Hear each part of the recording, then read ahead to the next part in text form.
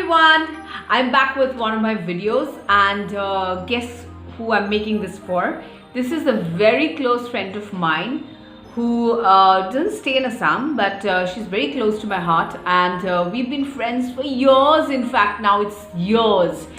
And what triggered me to make this video, now it's really late at night, but I thought I should make this video because I had made a podcast for her today, and I thought I should tell all of you about this wonderful friend of mine who's a superwoman.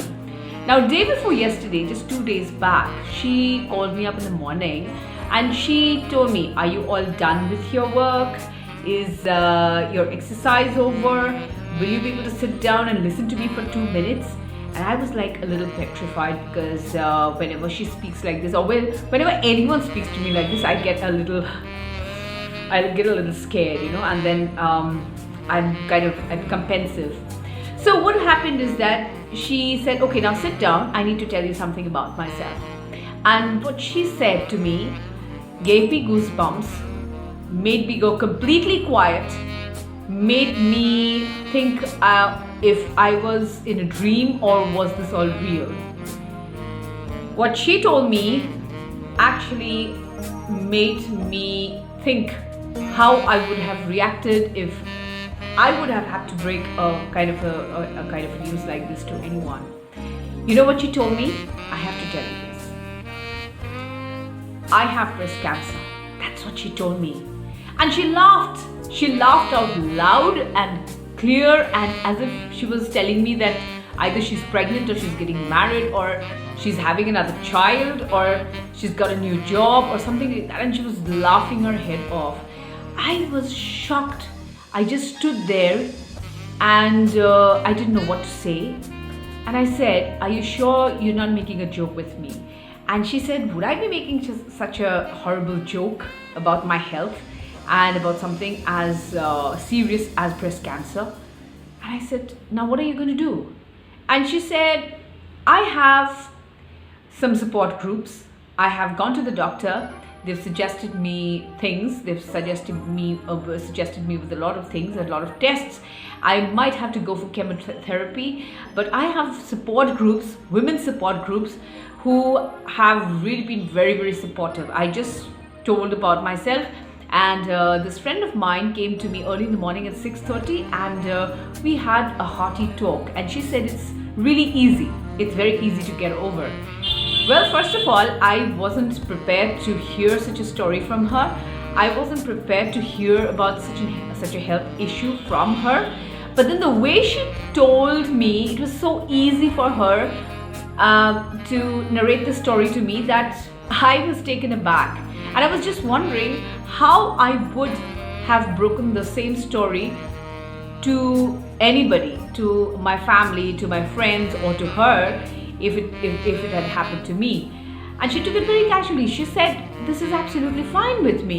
This is a new adventure which is happening. This is a new turn. This is a new story in my life. And isn't it a wonderful gift to me that I am going to be learning a lot of new things?" This is what she told me. This positive attitude that she carried with herself, and she's supposed to be a very, very positive person. She keeps counseling me all the time, and I think she's a very, very big inspiration for me. I always take her to be a very big inspiration in my life, and I now can see that she is on a new kind of a journey altogether. And today she had sent me a picture where she's wearing this t-shirt. She's saying a new adventure has started. And just today I happened to read this book where Helen Keller was saying that if you have a journey. Now I'm just going to read out these lines for you. I don't seem to remember, so I'm going to read them out for you. And Helen Keller says, "Life is a daring adventure, or it is nothing." And Mary Roberts Rinehurst writes, "Every crucial experience can be regarded either as a setback or the start of a wonderful new adventure. It depends on your perspective. And she, my friend, had done exactly that. She's just starting on a new adventure. And guess what she said? I want you to send me videos of how you tie up your head with the gamusa or with different scarves. You have to teach me how to do that. And I said, of course I'm going to send you videos and I'm going to teach you how to do that. Maybe I will send you some scarves as well, some gamusas, so that you can put them around. And she said, I think, and then she laughed again and she said, I'm going to my my beautician today and my hairstylist. I think I'm going to cut my hair short because when I take my chemotherapy, I'm not going to feel that bad about losing my hair.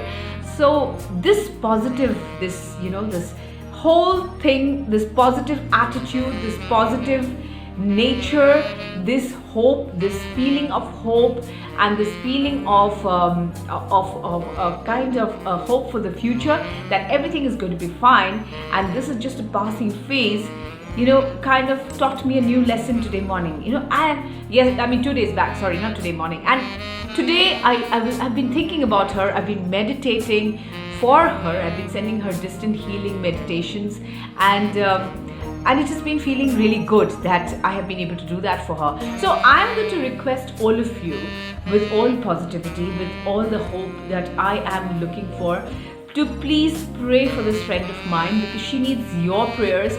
She needs you. She needs a lot of love now. She needs a lot of attention, and she needs our support. Because without our support, when a woman supports another woman, that is when we build up the strength. That is when we kind of hold hands and we tell the world that we are together. And I feel that it is important that we support each other in this.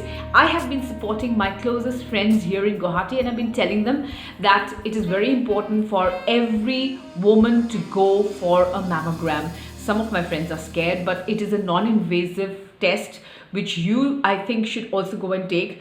A mammogram is very, very important for a woman after 40. And because and the kind of diet that you have, I will advise you, after having heard from experts. Of course, I am not an expert, but then after having heard from experts in nutrition, in food and nutrition, that please do not have too much of sweets. Sweets are very debilitating for your body. Any kind of sweets. Chocolate, of course, you can have dark chocolate, but then any kind of sweets which are the sugary stuff, those cold drinks, the sugary stuff, the chips, and things like that, please abstain from these kind of things.